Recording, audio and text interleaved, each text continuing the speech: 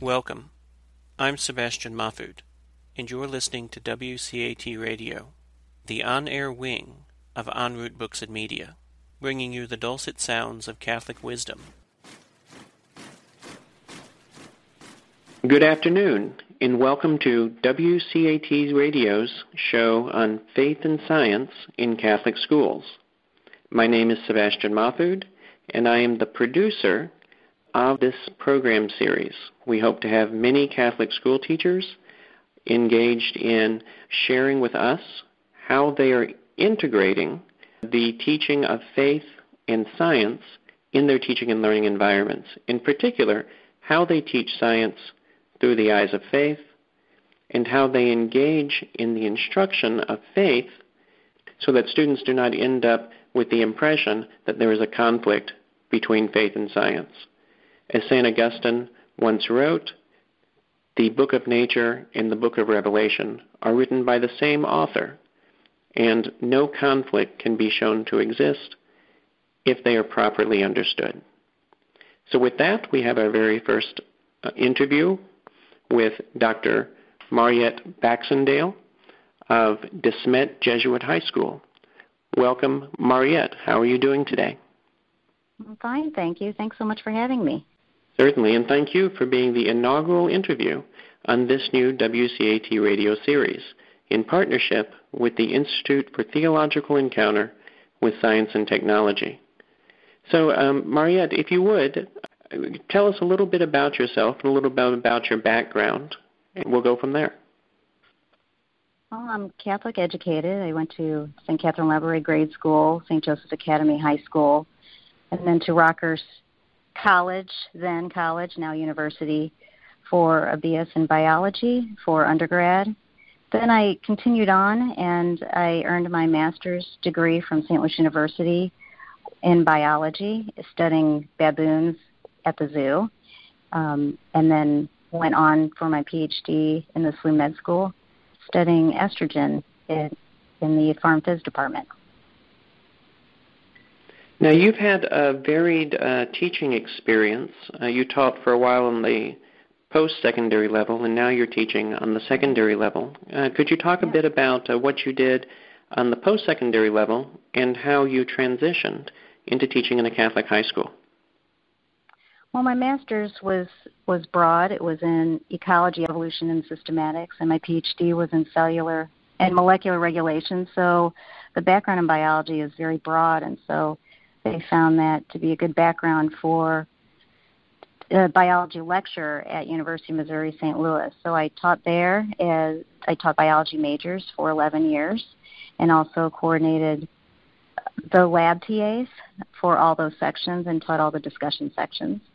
And between there, I did work at the zoo and volunteered there with the animals and spoke to people. Actually, that was before my Rockhurst career. And I have 6 children of my own. I have 6 boys, ranging in age now from 25 to 12. And I really wanted to be in a place where I could practice my Catholic faith.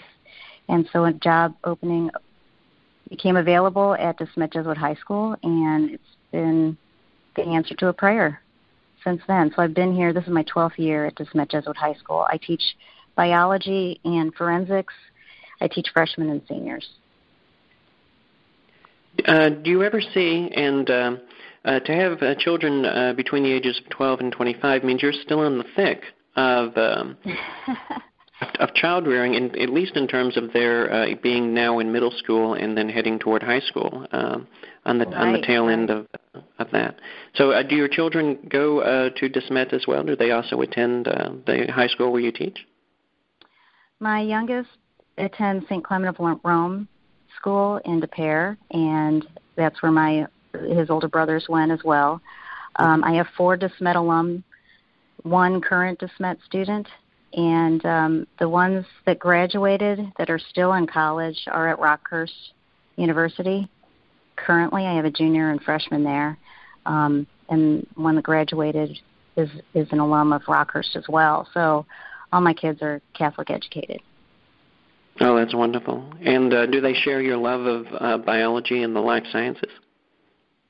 I may have turned some of them off with dissecting frogs on the front porch, but they always seem to grab me whenever there's something dead and they want to identify it, or or they see a leaf and they think there's something cool, this cool bug. They'll call Mom over, and their friends know that they can bring things to me, and it's okay that I won't scream and run away. So I'm the resident biologist there, and I've brought specimens to school before, to St. Clement, and so they know me. But I think they share the love of nature with me, but not necessarily the love of dissection. And they do have a love of animals. My youngest is being confirmed in a couple weeks, and he chose St. Francis of Assisi because of his love for animals. We have 7 pets, too, by the way.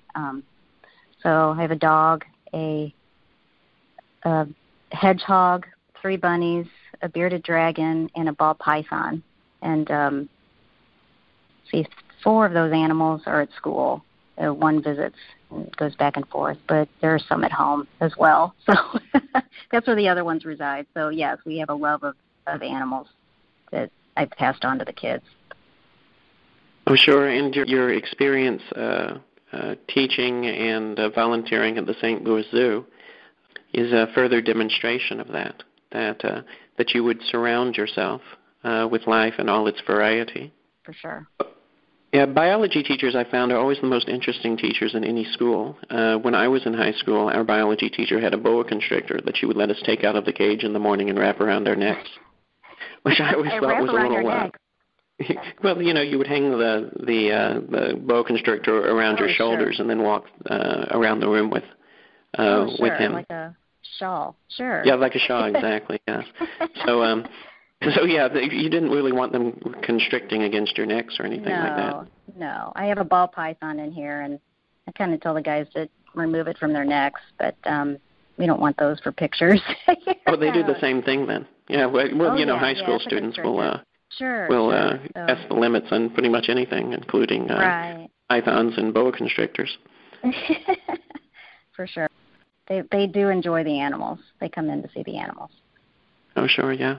Well, so your specific area of teaching is biology, and I know that there are some persons in this world, take for instance Richard Dawkins, who's an evolutionary biologist, who believe that biology is a demonstration that God does not exist. What are your thoughts on that? Well, I feel the contrary. The more you know, the less you know. And I see God in creation all the time. Of course, if you're straight science is dealing with the natural world, what you can sense with your 5 senses, and that's it. And so any conclusions that you make are based on our natural, limited world. But faith, you don't have to see to believe. And as I said, the more you find out, the less you know. You have more questions that arise. But I'm at a Jesuit school, and a big thing for us is seeing God in all things. And God is certainly in nature. Even today, it's kind of a rainy day, but just the sound of the rain and that quiet and is just beautiful to me. It's turning everything green. And so I would be contrary to what the evolutionary biologist is saying. God is in all things. Do your students ever experience within themselves a conflict between what they understand as their faith and what they understand as biological science, or as science in general, perhaps? Absolutely. In high school, kids question, especially seniors.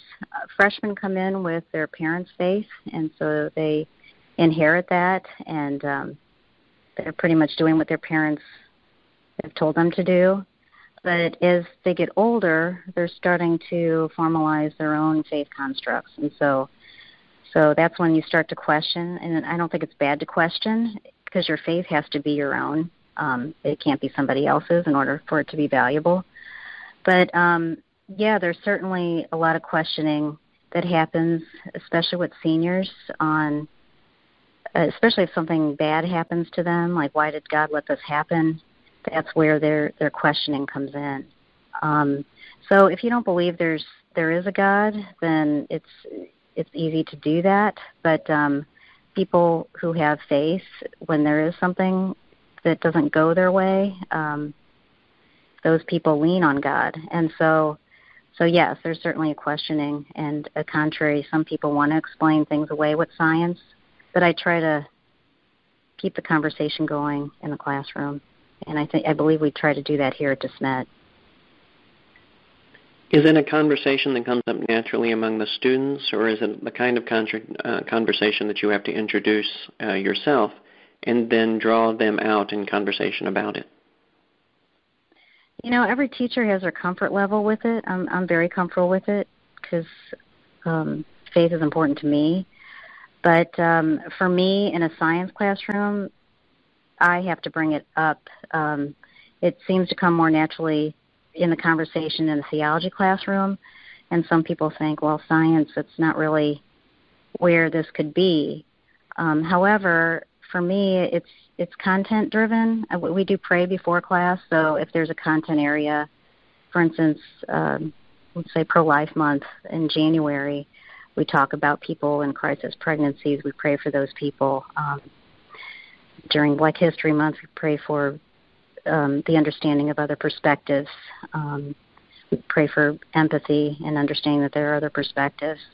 So, and if I'm in an area such as reproduction or genetic engineering, I think it's more, especially at a Jesuit school or any Catholic school, it's not just the information, but what do you do with that information? So we're hoping that our guys make faith in my children, of course, our children, make faith-based informed decisions. So it's one thing to give them the information, but to have them start thinking about the bioethics and their moral code, how are they living, what's their compass, when they make these decisions, just because we can, should we? That's where I bring it in. So, and I also introduce things like misconceptions of the Catholic Church. There's a lot of misconceptions in regard to stem cells and cloning, and that sort of thing. There's a lot of misconceptions about that and where Catholic teaching is, even with evolution. There's a lot of misconceptions with that, and so I try to bring in Catholic teaching so they understand what the misconceptions are. So again, they can make informed decisions and then use their own faith constructs to make faith-based decisions.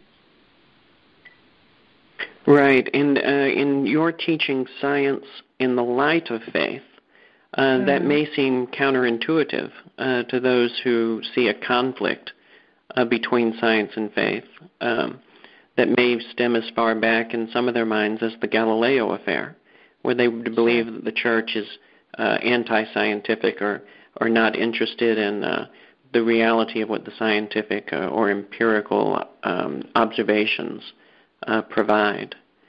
Have you had any difficult conversations in your teaching where a student just says, hey, look, if we can't measure God with our tools or our senses, how do we know he's there?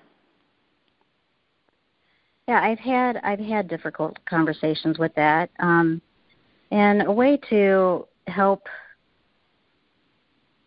mediate or even set the context for how I would introduce bioethics or faith in my classroom is that I kind of tell them, and these are high school kids, and so if you deliver and say this is what you need to know or this is what you should believe, then you're coming off as another parent. And teenagers by nature tend to shut that down if they're being told what to do or what to think. And so they have to arrive at it themselves. And so the way I deliver it to make it much more palatable to them, and they're like, okay, is that, hey guys, I know you're coming from all different backgrounds, which they are. They're coming from a wide range of backgrounds or academic backgrounds or faith backgrounds. Are not all Catholic. More and more students may have grown up Catholic but are not practicing. And I'll say, hey, I know you're all coming from this place. We are at a Jesuit school, and I want you not just get the information, but think about your own faith constructs and where you are on this. And let's think about this. And what are the issues that are at hand? What do you think? Give me a faith-based, informed decision on these scenarios. And they're okay with that. Now, in biology, there's a natural progression going from the chemistry of life, so all the organic molecules, what makes up life, to cells, which is the basic unit of life. And how does that happen? And this is where Father Spitzer's cosmic origins comes in, and the faith reasoning type of thing. It doesn't make any sense to have a bunch of molecules that are by themselves, non-living, coming together and becoming something ordered that has all the properties of life, can reproduce, can grow, can change over time, can regulate themselves, can take in energy and release energy and all of that stuff. It makes no sense without something else. And I have them reflect on that. So it's between the chemistry part and the cells part that I have the kids start thinking, and what do you think about this? So I show cosmic origins, they reflect on it, and you would be surprised at the depth that high school kids have on what they think is going on. And so again, the complexity, the order that the cell has, and the cells coming together to make tissues and tissues and organs and organ systems to an organism, functioning in an ecosystem, is just, it's amazing. And so that doesn't make any sense without God. No, sure. And not only these cells coming together and functioning and so on, but that they grow into beings that can reflect on themselves. Right. Mm-hmm. That's right. The very fact that we can contemplate God, and that we have rational faculties, we have minds that enable us to have eternal communion and joyful communion with our Creator. If we simply for the asking, for the pursuing, which is how we live in hope of our eventual salvation. But just the idea that we would have hope at all. Absolutely. Signifies something beyond the organelles themselves. Well, I have to share with you one of my favorite stories, and you talk about a difficult conversation. I was on the way to the library, and one of my students comes up to me and he says, "Doc, as a biologist, what do you think about premarital sex?" And I'm like, I'm trying to go to the library. Pardon me? He goes, "No, as a biologist, what do you think?" And I thought, I was unprepared. I was just trying to go to the library to do whatever I had to do with grading or whatnot. And I thought, well, a biologist says, do it. I mean, that's what biology says, instinctual, your animals, that's what biology says. Act on your instinct. But to be human, you put brakes on it. And you're thinking about value of the other person and value in yourselves and your own, is this okay or is this not okay, And that's what separates humans from animals. And if you think about anyone who's ever acted as an animal, they're acting without thinking and instinctually. And you're not imparting any sort of value on but if you're human, you're going to do that. You're going to place value on the other and ask yourself, is this all right? Is this fitting in what I believe is right and wrong? And the kid looked at me, he's like, "Oh, okay, I'll buy that." He goes, I didn't really believe in it anyway myself, but I just want to know what you thought. And I thought, and that's one of my favorite stories, because I really believe the Holy Spirit was, because it was a spur of the moment, the kid, and it's true. Biology is just, if you just look at it, it's the animals and instinct and all of that, but to be human is different. To be human, you do place value, you do have of reasoning and hope and faith and love and all of that stuff that humans have that we are gifted with. And so that's what separates us. And so, anyway. Well, no, but that's a very excellent point, that even the word gifted, that for us, our sexuality is a gift, a total self-gift. Absolutely. Between a man and a woman who come together inside of a covenant with God. Mm-hmm. Mm-hmm. And the only way that we can give ourselves totally to somebody else is through that covenant, and through the fullness of the sharing of that sexuality, of that sexual gift. Anything else is what St. John Paul II would call an abuse or a use of another person for our own means, an inauthentic kind of way in which it's possible for us to lie through our bodies. Absolutely. In our engagement with someone else. So God always puts us in situations that enable us to share what it is we know and what it is we have in our relationship with Him with others. And this seems like that kind of an opportunity where you were able to meet a student where he was and provide him with an answer that he needed. Well, and these are high school boys, so I teach at an all-boys school, and so there are a lot of questions. The guys do feel comfortable asking me questions.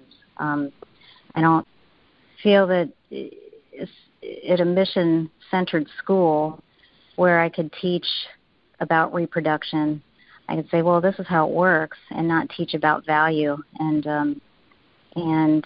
their belief systems, and I just feel like it's irresponsible of me to do that. And I'm comfortable with talking with them. Other people are not. So it's just a blessing to be able to have them feel like they can talk to me as an adult, and I am able to speak on behalf of their parents, and on behalf of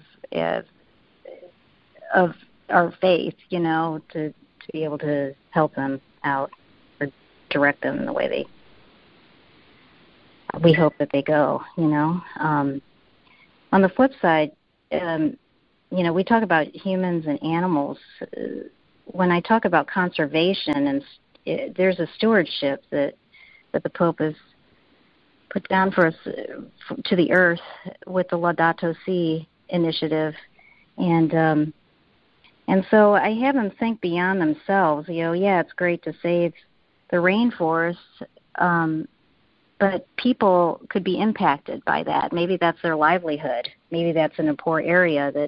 So there's much more complicated things centering about these issues of saving endangered species or rainforests and whatnot. And I did work on trying to help out the zoo with getting research or doing some research on some threatened and endangered animals. And but there are a lot bigger questions that impact people, and so they're not easy solutions out there. And I want the guys to have more of an awareness of that.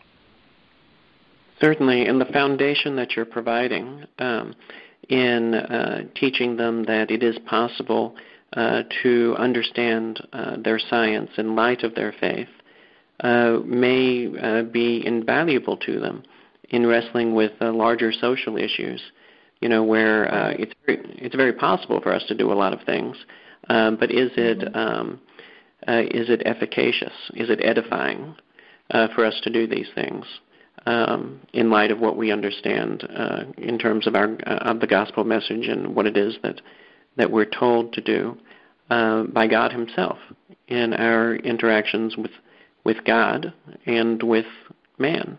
And these are the first and the greatest two commandments, right? Love God with all your mind, heart, soul, and strength, and love your neighbor as yourself.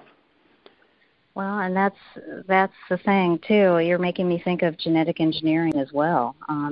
We've talked about eugenics, and with the new technologies out there with CRISPR, and people could potentially in the future pick out eye color and hair color and then select for certain traits.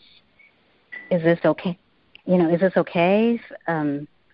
Is this all right to do that? What is the right thing to do? And so instead of telling high school kids what you think, or because they pick up on that right away, allowing them the freedom to question for themselves. We watched the movie Gattaca as well, which there's a lot of eugenic references to that, and the greater race and whatnot, us versus them, or the other, having the other, and being a part. Who is better? What imparts value on a person? And so having them question that and where they lie on the spectrum of, where is it okay to do this? And they took different characters and examined their roles in the movie and what was important to them. And these are freshmen that did this, and their reflections were very deep and thoughtful. So we try to impart that. And related to that is we talk about the genetics of race, and so I tend to bring this up during Black History Month or whatnot, but it could be brought up any month. But is there an actual genetic delineation of race? Is there a biological delineation of this race versus that race versus another race? And if you look at the genetics, the biology of it, there isn't. It's a social construct. We are much more the same than different. And so having some sort of understanding of that allows students to think in a different way. So, and even understanding how our mind works in forensics, I also teach forensics. We look at both sides. Forensics by nature is it's a debate, prosecution, defense. What are all the perspectives that are there? There's not just one perspective, but your brain naturally makes you want to put people in a box, want to automatically label and categorize, and it'll filter out information. And so this might inform you of your biases, your natural biases. It might inform you of eyewitness accounts and other perspectives and how your perspective might be limited. And it just might inform you of the fact that your awareness of the world could be through your own lens, and that there are other lenses through which people see the world, and those are still valuable, just based on the way our mind works. And what our personal experiences are. Everybody has their own story. And so you take it from, this is how your brain works. And you hear students say, there were these eyewitnesses that saw this, so it must be true. Or there's this body camera that saw that. Well, those are all just different lenses. If you look at another angle, or if you see or talk to a person who has a different perspective or a different lens, you might get a different story. And so I hope that really helped students think, it helped drive some empathy, because understanding where they stand with their own biases and assumptions, and it's not necessarily anybody's fault, it's just the way your brain works and your experience, but understanding that they're there, and that there are other perspectives that are just as valuable. And so, for Lent in forensics, some students did not want to do the autopsy of the fetal pig. We're in the pathology section. And so I had them do an autopsy of the fetal pig. And some students didn't want to dissect. They're not my AP Bio guys. And so they didn't sign up to do that. And so it was Lent, and so I thought, they could do the autopsy of Jesus. How about if they look at this JAMA article about the crucifixion and death of Jesus, JAMA, Journal of American Medical Association, and look at the history of what would have been done at the time, and write an autopsy report of Jesus after he was taken down from the cross and before he was laid in the tomb. And one student said, well, Doc B, Jesus is not dead. And I'm like, yeah, very good, but this is an alternative. And one of the guys are able, hopefully, I'm hoping that during the Triduum, they were thinking about those wounds, that the scourging and the nails through the hands and feet, what he actually had gone through, the piercing of the side, and blood and water flowed out. One student said it was a very valuable assignment to him. Our students do an Insignis project. Our seniors have an exit reflection on the past 4 years on the characters of our graduates at graduation. So loving, open to growth, committed to justice, intellectually competent, developing as a leader. And so they kind of reflect on their growth on all those characters the past 4 years. And one student said that particular assignment was very valuable and meaningful to him. Oh, certainly, and you can even follow it up if you're able over the Easter season with a field trip to Glennon Seminary here in St. Louis. We have at the seminary a life-size replica of the Shroud of Turin. Yes, you do. How wonderful! Oh, I will bring that up to the guys. So, if there's an opportunity for forensic art at all, to have them sit around that and draw it. And as they're drawing each wound, that's a transformative kind of exercise. Right.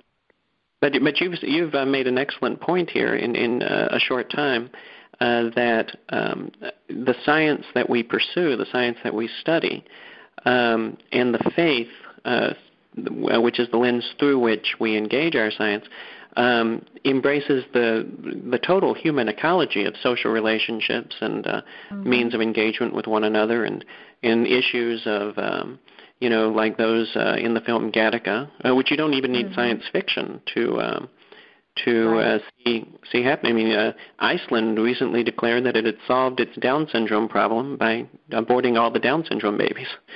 You're like, well, wait a second here, you haven't solved a problem. And in this country, we've got many states putting out bans against the abortion, which is almost an automatic thing these days, of a child with Down syndrome.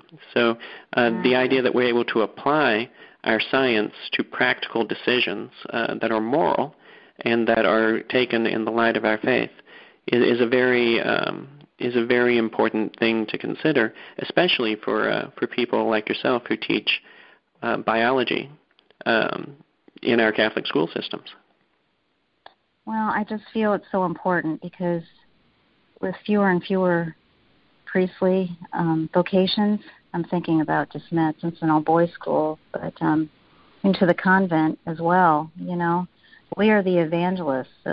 We are the ones to help keep the mission part of our schools that are Catholic schools or Catholic-centered schools. And so that this is where the mission lies, and the evangelization with fewer and fewer Catholics happening. This is where we need, it's a knowledge age right now, so people can get knowledge, but we don't just want to know him, we want to love him and serve him. And so if you have the knowledge, hopefully through that knowledge you can gain some empathy and then be called to service, to do what we're meant to do on this earth. And it's not just for ourselves. You find that you're not happy with just serving yourselves, but doing God's work on the earth. And it's the hope. It's what I think all parents and teachers are trying to do here, is not just teaching information, but helping them be good people, good faith-filled people. Certainly. Well, you had mentioned something earlier in terms of resources that you're able to use, and I like the point we cannot love what we do not know, and so we should know what it is that God has given us. After all, He made us the stewards of creation, right? So science in our discovering or encountering the world, we should be able to discover and encounter God, the creator of all these wonderful things. Absolutely. So you had mentioned Robert Spitzer's series, and the Magus Institute is an excellent resource. I know that we at the Institute for Theological Encounter with Science and Technology are very good friends with Robert Spitzer, with Father Spitzer, and even co-sponsored a series with him at one point, which was very meaningful and profound demonstration of the fact that our faith is not at all put off by our science. In fact, they complement one another in a certain way. Now, we had at iTested worked on a project called Creation Lens, where we brought together faith exercises or a way to study our faith with science exercises or a way to study our science. And my favorite one was a second grade module that talked about magnetism. And so after moving through the principles of magnetism through a scientific lens, we then talked about how God attracts. And so those kinds of things bring together faith and science. Absolutely. You served on a pilot committee where you actually used these modules in your own teaching and learning environment. Could you talk a bit about that? Well, I use the faith, the reasoning series is what I used because that seemed to be more fitting to the underclassmen and also at the high school level. And so I put that in between the chemistry and the cellular basis of life. And so that's when the students did that self-reflection on, does this make any sense at all without God? Does it? Just even the beginning of life doesn't make any sense. So I played the video. I also, at my senior level, I played Cosmic Origins during that time. And it was very valuable to our guys because they like that reflection. They don't just like information, but they like to think about the information. And I think that's what sticks with students is when they do, instead of just swallowing whatever you're delivering to them and spitting it back out at you, they're actually processing it and thinking, hey, wait, you want to know what I think? What do I think? And they really got into that conversation about that. So I believe that those modules just helps us think outside the box, and these are real world kind of activities for the kids, some self-reflection, which in this fast-paced world, reflection is kind of thrown under the bus a little bit because people want information right away. They want immediate gratification for immediate answers for things. But to sit and reflect and pray, it's something that these kids enjoy, but it's also something that they need to work on. And so it's been a valuable discussion and valuable reflection for us in my classroom. Well, that's truly great. That was what we intended when Father Brungs, who was the founder of iTest, first came out and said, if we're going to do anything meaningful and impactful, we have to go after a method that enables us to engage the little people. And he wasn't talking about the Lilliputians from Gulliver's Travels. Right. He was talking about children and how from the very youngest of ages, they look at the world with through eyes of wonder and awe. And if that kind of wonder and awe that they have when they look at things like animals at the zoo or leaves from trees that have fallen in their backyard or any of those things, if that can be cultivated in some way so that they see through creation to its creator, then that's a good thing to do. Absolutely. If you could bring the world to your classroom and a classroom into the world, and it's a good thing. That lens of Christ in all things is something that hopefully my guys, I'm talking about my kids, my own kids and my students, will carry on with their life. The students feel passion by their instructors. They feel it when you're excited about something. And if it's just information to them, then it's just going to be information. But if you meet them where they are and open up conversation, so it's more of a back and forth about, well, what about this genetic, and what about CRISPR? What about contraception? What about all that? And you open that conversation, they want to know. They want to know where they fall. They're questioning. They want to know where things fall, and hopefully it'll draw them closer to God. And so. Oh, sure. Trying. Well, it's we live in an Alexa in a Siri world. We can say, Alexa, tell me this, or Siri, tell me this.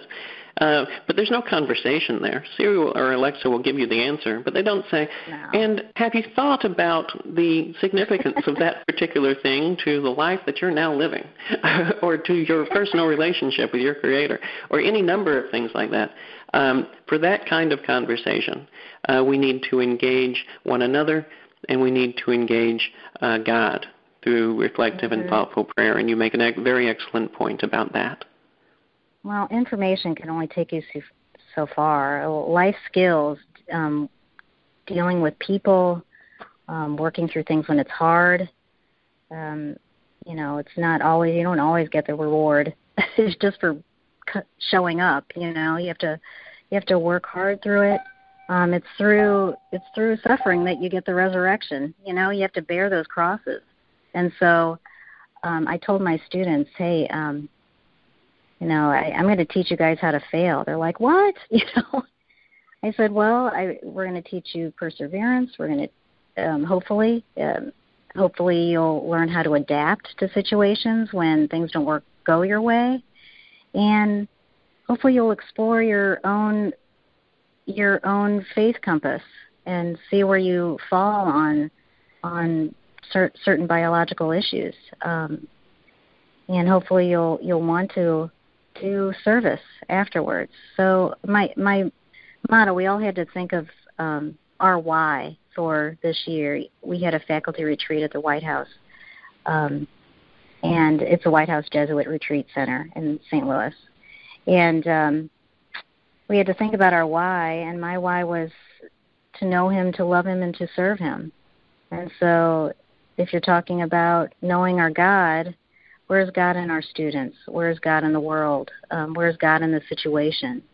Where do I find love in that? And how do I turn and use that in service to God? And that's what we're trying to do. Again, as parents and as teachers, as people of this world. Our world is limited. There's something beyond. We have purpose here.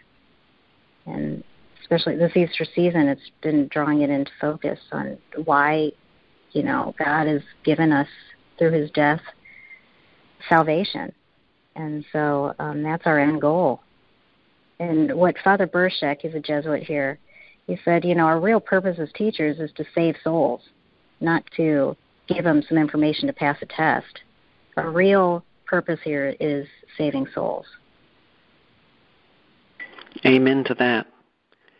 So. Well, Mariette, this has been a delightful conversation, and I want to thank you so very much for taking the time to engage me and to engage our listeners through WCAT Radio and partnership with the Institute for Theological Encounter with Science and Technology. Thank you so much. It's been enjoyable. This means a lot to me, so I really appreciate the conversation. Certainly. Well, we've been talking today with Dr. Mariette Baxendale, a biology teacher at DeSmet Jesuit High School here in St. Louis, Missouri. From all of us to all of you, God bless, and good day. We hope you enjoyed the program and will join us back for another show on WCAT Radio. This is Sebastian Mahfood. Good day.